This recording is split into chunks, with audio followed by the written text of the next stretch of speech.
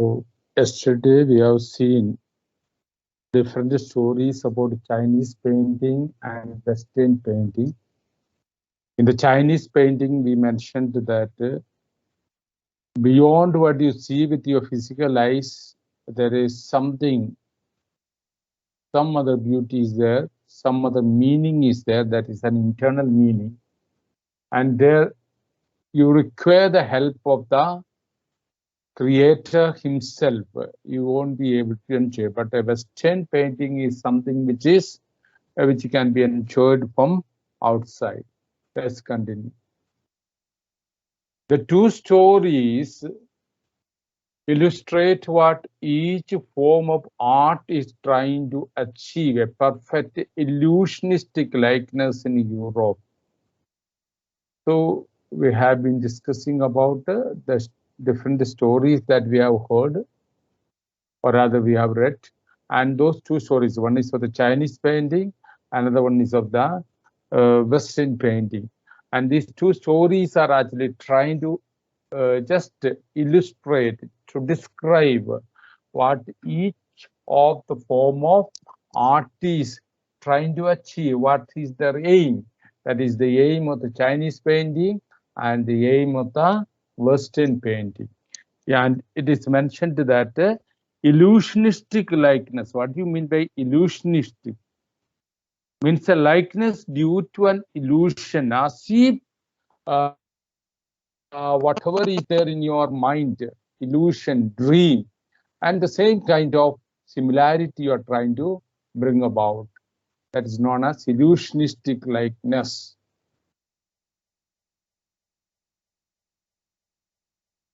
These are all pictures which represent the illusionistic likeness.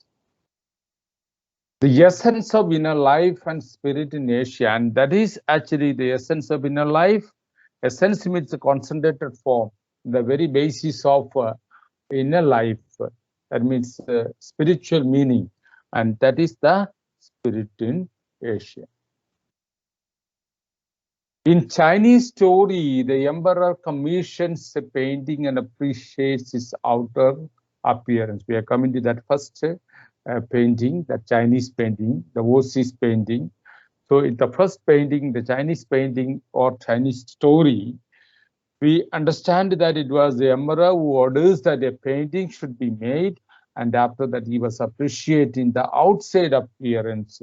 What it looked from outside, he was appreciating. Inner beauty, he could not enjoy. Emperor commissions a painting. Emperor is the person who just orders the painting.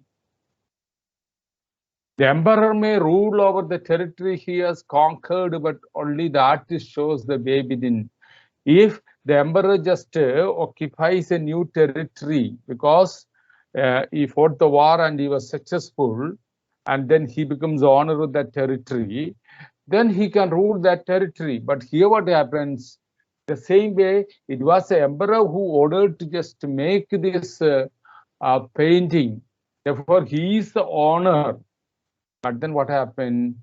Only the artist was knowing how to get into the cave, which means the inner meaning could be understood by the artist, which was not probably understood by the emperor. Emperor, he enjoyed the outside beauty, but inner beauty, it was known to the artist.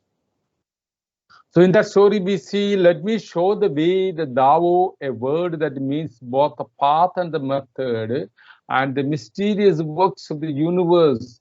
The painting is gone, but the artist has reached his God beyond any material appearance. So we are coming back to that story once again. And the Dao said, Daosi said, what he said, let me show the way. Because at the foot of the mountain, there is a cave. He says that I will show you the way. And now, from the name of this particular painter, Dao, Dao means, the word means both path and method. Path means valiyan, method, the way to reach there. And the mysterious works of the universe, that also include the mysterious works of the universe. So there are many things which is not explained by the human brain in the universe. We know that there are a lot of mysteries are there. There are a lot of mysterious works are there, which we are not able to, human beings are not able to understand with the capacity of his mind. So here, Dao, it is a word which means the path and method and the mysterious works of the universe. The painting is gone. So when the painter entered the cave, we find that the painting is gone, but the artist has reached his goal. So what was the aim of the artist? He wanted that his painting should be appreciated by everybody. What was his goal? His goal is beyond any material appearance. He cannot be seen in this world anymore, but then even today, people speak about him. That means beyond material experience, appearance. Anything which has got material appearance, it will have an end. If that is why here Dao has reached, the painter has reached beyond material experience, and that was his goal. A classical Chinese landscape is not meant to reproduce an actual view as would a Western figurative painting. Now we are trying to find out what is the difference between. We have seen two stories. One is a Western story, or explains about the Western painting. Another one is a Chinese story which speaks about the Chinese painting. We said that external beauty is there in the Western painting. There isn't much internal meaning. But in the classical painting of China, outside beauty is there, of course. What is inside is more important. The inner beauty is more important. For that, you need little you need to get trained to appreciate a Chinese painting. So a classical Chinese landscape is not meant to reproduce an actual view. So when you speak about a Chinese landscape, the Chinese landscape is actually not meant to reproduce an actual view, not simply recreating. It is not simply producing, copying what is there in our sight, as would a Western figurative painting, and which is reproducing, as you see, a Western painting is reproducing. Chinese painting is actually creating. It is not reproducing. It is not reproducing what you see with our eyes as it is. Chinese landscape, this is a picture of a landscape, beautiful landscape. Chinese landscape,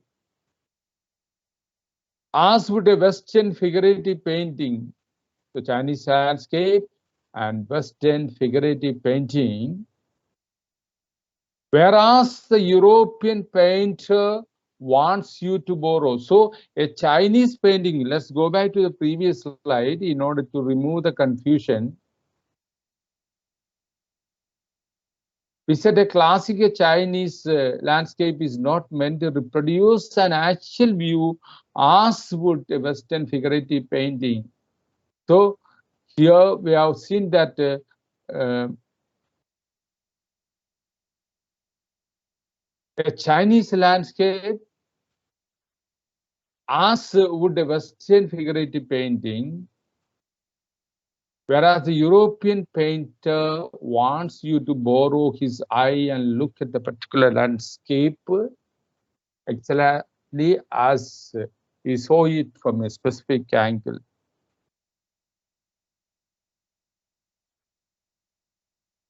So we have already seen, what we have seen is that a Chinese landscape is not meant to reproduce an actual view, as would a Western figurative painting. In Western figurative painting, actual view is reproduced, but in Chinese classical painting, the actual view is not reproduced. So here, whereas the European painter wants you to borrow his eye and look at a particular landscape exactly as he saw it from a specific angle. And one more thing about European painting is that you can borrow the eye and look at the particular landscape. That means the painter, when he was painting, he was just visualizing that picture from which point of view. You had to look at painting from that particular point of view, and you will be able to appreciate only if you look from that specific point of view. But the Chinese painting.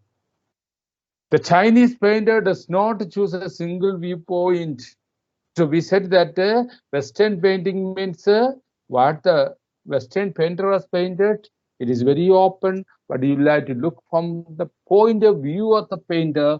Then only you will be able to appreciate that painting, which means that you are borrowing the eye of the painter. But in Chinese painting, it is not like that.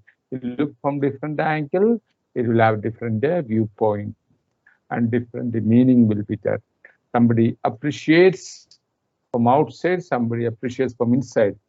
His landscape is not a real one, and you can enter it from any point. The Chinese landscape, it is not a real one. What is a real one? The landscape of the Western painters, it is real one. You need to look from a specific point of view, but a Chinese landscape is not a real one, and you will be able to enter or appreciate that painting from any point. Then travel in it. Travel in it means you watch each and every area. The artist creates a path for your eyes to travel up and down. The artist is just creating a path in that particular painting so that your eyes can travel up and down. That means you can visualize one by one. Again, you can come back to the beginning. Again, you can go then back again in a leisurely movement. So you have time to just watch. You can just move through the path or through the area which is depicted in that Chinese painting in a very leisurely way, very casual way, not in a hurry.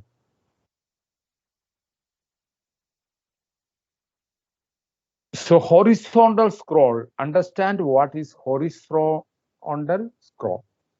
This is even more true in the case of the horizontal screw. So you say that the scientists are, Chinese artist does not want you to borrow his eyes. You can enjoy it from different point of view, different angle, and you can just travel in a very leisurely way. And in that context, the writer is telling us the importance of a horizontal scroll. What is a horizontal scroll? This is even more true in the case of a horizontal scroll in which the action is slowly opening one section of the painting, then rolling up to move on to other as a dimension of time which is unknown in any form of painting. I'll explain. When you look at a Western painting, it is there in front of you. You can look at it, and when you look at it, you see the complete picture painting. But there is a horizontal scroll in Chinese painting. You can see in the picture, it is scrolled and kept. And you open it like this, scrolled and kept. When you open, what area you have opened, only that you can see.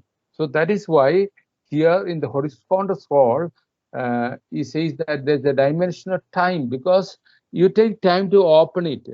You will not be able to appreciate everything at a time, but slowly you can enter inside. You open from one point, you enjoy that one, understand, then you roll it, unroll it more and more, see everything, again you can roll it back. That is known as horizontal scroll. This is even more true in the case of the horizontal scroll, in which the action is slowly opening one section of the painting, then rolling it up to move on to another, adds a dimension of time which is unknown in any other form of painting. So this dimension of time, because for opening and closing and moving your eyes from one side to another, it takes some time. Maybe let's say 2 seconds, 3 seconds, 2 minutes, 5 minutes, 10 minutes, whatever it is, some time is taken. But a Western painting is not like that. You look from the point of view of the painter, and then you enjoy. There is nothing more to find out. It also requires the active participation of the viewer. In the case of the horizontal scroll, you need active participation of the viewer. You cannot be passive, you must be active. Who decides at what pace he will travel through the painting. A participation which is physical as well as mental. For example, if you take a notebook, textbook, and two of you together sit down to read that textbook from the particular page, and you will find that the speed of covering that pages, it depends on with which speed you and your friend will be reading. Sometimes you will find that one will finish very fast, another one is little slow. So here what happens, if it is separately given for them to read, one will just finish earlier, another one will just take a little more time. So in the case of the horizontal scroll also, it is like that. Each viewer, he needs to decide at what speed he will be opening the scroll and enjoying the painting. So that is why in enjoying a Chinese painting, which is in horizontal scroll, there is two type of participations required, physical and mental. That means you have to open it physically, your hands are engaged, and then mental. Mental is something which you understand with your mind. The Chinese painter does not want you to borrow his eyes, we said. He doesn't want you to borrow his eyes. He wants you to enter his mind. Who wants to borrow his eyes? A European painter. Because you have to look from the point of view of the European painter to understand and enjoy and appreciate a European painting. But a Chinese painting, he says that you don't have to look from the point of view of the painter, but he wants to enter his mind. അദ്ദേഹം എന്താണ് ആഗ്രഹിക്കുന്നത്? അദ്ദേഹത്തിന്റെ മനസ്സിൽ നമ്മൾ കയറി, he should enjoy his landscape from every angle. The landscape is an inner one. That is why he says that inside there is a cave. He entered and it disappeared. So a Chinese painter, for him, a landscape is an inner one. That means more than what you see with your physical eyes, the internal meaning and internal beauty is more a spiritual and conceptual one. It is a spiritual one and it is a conceptual one. Conceptual means something which you can think. Mindil ചിന്തിക്കാൻ പറ്റുന്ന ഒന്നാണ്. Physically കാണുന്നതിൽ കൂടുതൽ മനസ്സിൽ ചിന്തിക്കാൻ പറ്റുന്നതാണ്. So in this context, there is one particular word is explained very clearly here. This concept is expressed as San Shui. What will be San Shui? San Shui literally means mountain water. San Shui എന്ന് ചൈനീസിൽ പറഞ്ഞാൽ അതിന്റെ English translation is mountain water. Two words joined together, mountain and water, which used together represent the word landscape, which words used together, mountain and water or San Shui. These two words taken together, it represents a landscape, which means when you draw a landscape, you should have a mountain as well as water. More than two elements of an image, these represent two complementary poles. It says that mountain and water, they are two elements of an image. One image is two elements, and these two things represent two complementary poles. One is completing the another. It is not isolated. ഒന്ന് ഒന്നിനോട് support ചെയ്യും. Two complementary poles.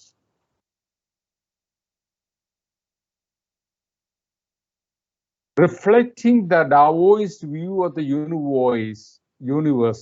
So when you think about this Dao, that painter, his view of the universe, philosophy is on view. Taoism recognizes two contrasting but complementary elements in the universe, namely Yang and Yin. Understand this one. Taoism recognizes two contrasting, ഒറ്റ നോട്ടത്തിൽ opposite ആണെന്ന് തോന്നും, at the same time complementary. One is completing the other, and there are two elements in the universe, and അതിന്റെ പേരാണ് Yang and Yin. Yang is active and masculine, stable, warm and dry. So what is the quality of Yang? Yang is very active, very powerful, and it is masculine, male ആണ്, masculine, and it is stable. മാറ്റങ്ങൾ ഉണ്ടാകുന്നില്ല, ഉറച്ചു നിൽക്കുന്നു. It is warm, and dry. Whereas yin is receptive. Yang is receptive. Feminine, it is feminine. And it is fluid and moist and cool. So understand this particular point. According to Dao's view of the universe is that in universe there is two energies there. One is masculine energy, another one is feminine energy. The quality of the masculine energy is that it is active, it is stable, it is warm and dry. And the other one is receptive, feminine, fluid and moist, liquid and fluid and moist, and it is cool.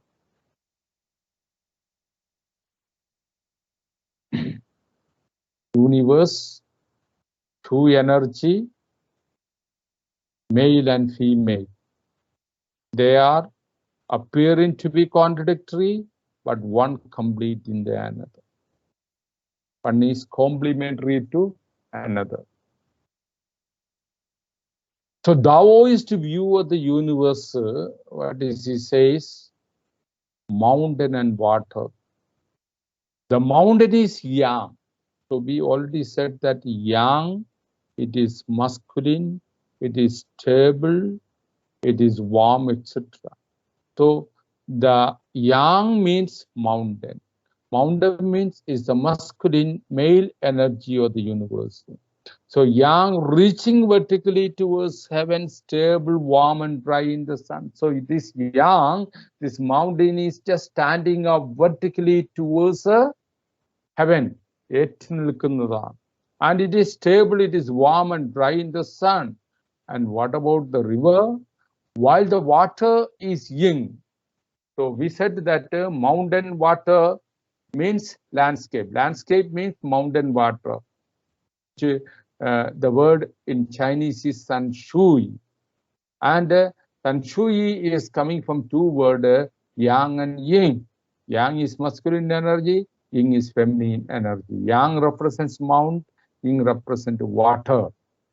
It is horizontal. Namakariam, Belangana Bumil kuda kadanna ozhugunnu. And resting on the earth, it needs support. It is fluid, liquid, moist and nananjadana. And it is cool. So, just like we have got male and female in this universe, the total universe has got two energy, masculine and feminine energy. Mountain is considered as masculine energy and water is considered as feminine energy.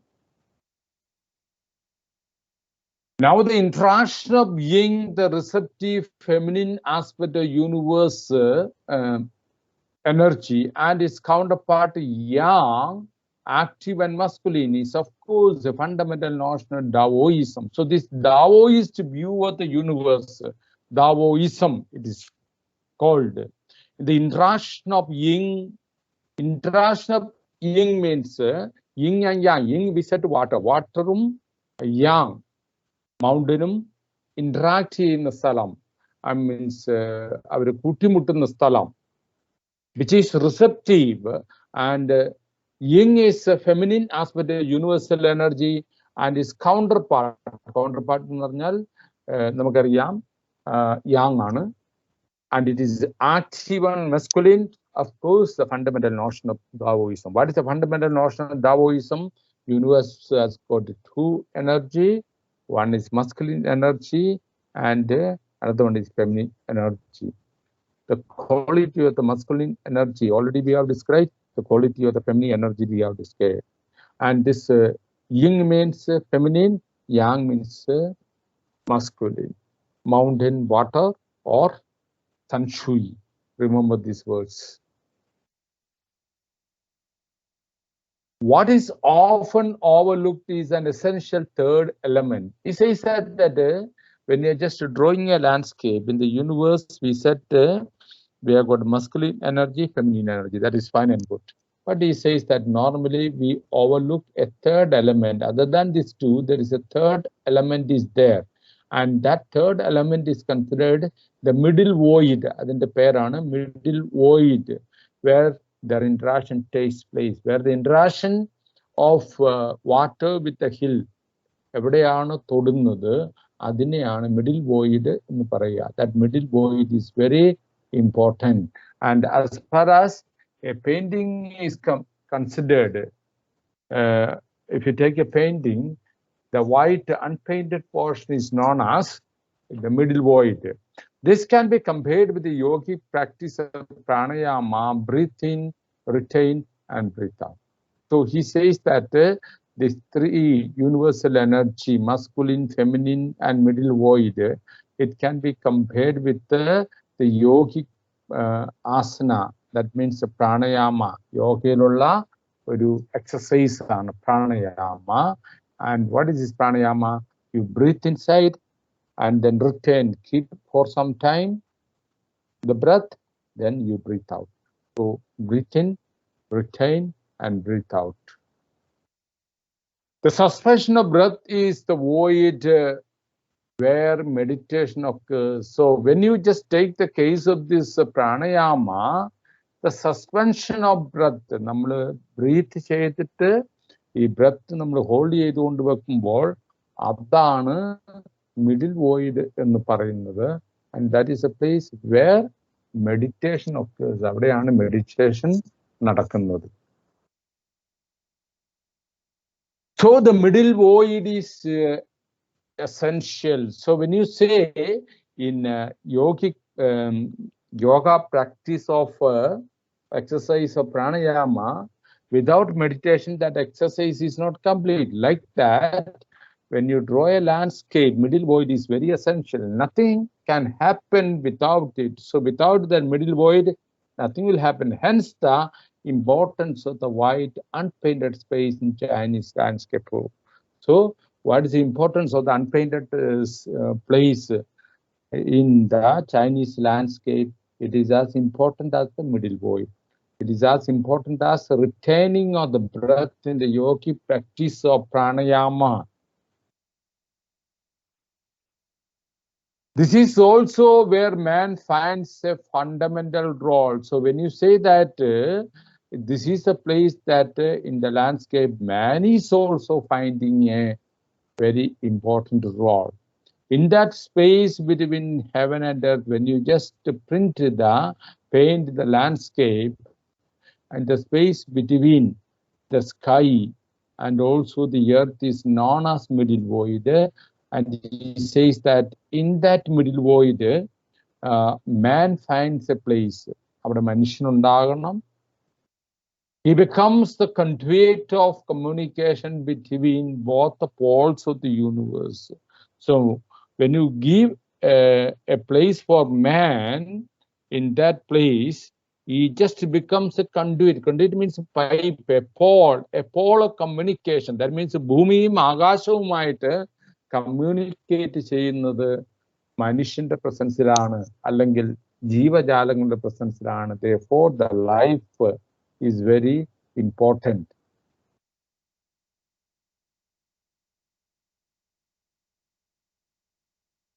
His presence is essential even if it is only suggested.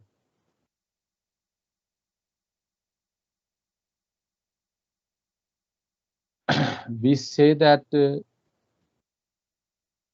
people doesn't, we have pujaris, priests, etc. in the temple and churches, and we normally recognize these people as the messengers or the path, or let's say way to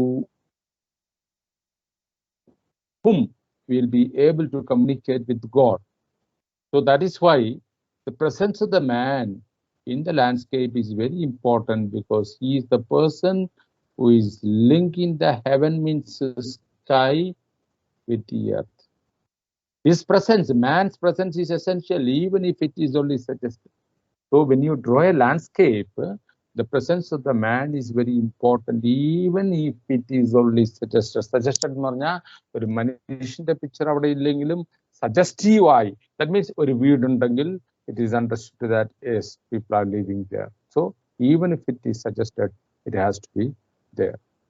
far from being lost or oppressed by the lofty peaks, alone ആയിട്ടുള്ള lofty peaksൽ oppressed ആയി കിടക്കുന്ന അവസ്ഥയിലും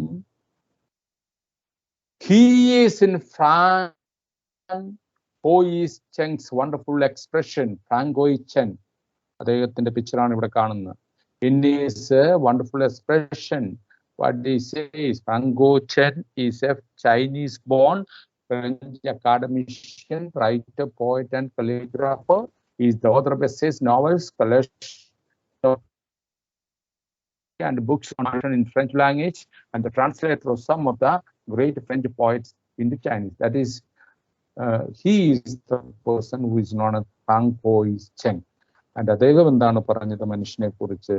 He speaks about man in the landscape, his role in the landscape as the eye of the landscape. He says that man is the eye of the landscape. When you draw a landscape, if you do not give the presence of the man, even if it is only suggested, then he says that the landscape is not good enough, because man is the eye of the landscape. So here, this is a picture landscape.